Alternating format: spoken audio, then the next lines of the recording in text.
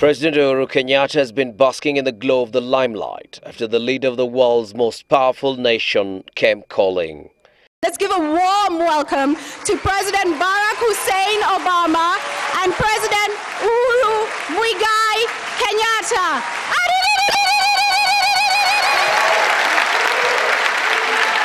And when the two left-handed leaders who share the same year of birth took to the podium to co-host the Global Economic Summit, it was clear this is where their similarities ended.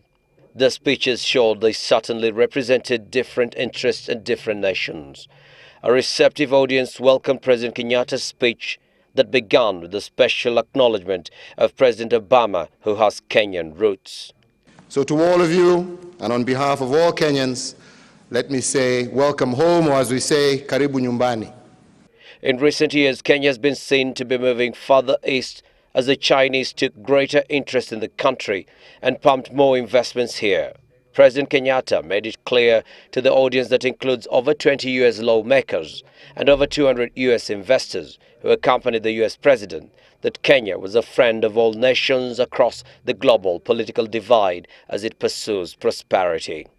In this new paradigm, we cannot afford the luxury of the old language of East versus West.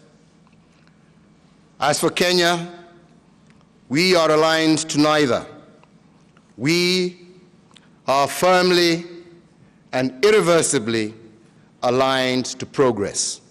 The president hailed Africa as a land of opportunity, whose young, dynamic population remains its greatest asset. But given the challenges the country has faced in recent years in attracting tourists, because of travel advisories by Western nations, the president took the opportunity to market Kenya's world-famous tourist attractions, even as it took a jibe at a CNN report that called Kenya a hotbed of terror.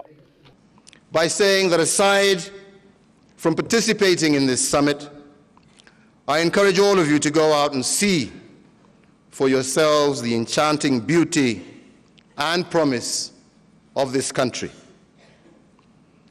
You will without a doubt discover that Kenya is a hotbed of vibrant culture,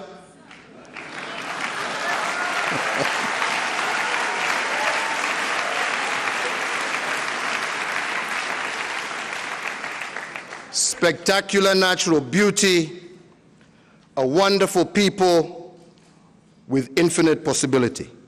He said Kenya has faced the threat of terror head-on, and the reopening of the Westgate Mall a week ago is testimony of the Kenyan nation's resolve. I am proud to inform you that a week ago, this mall reopened and its flagship store proceeded to record more sales on the first day of opening than on any other day in the mall's history.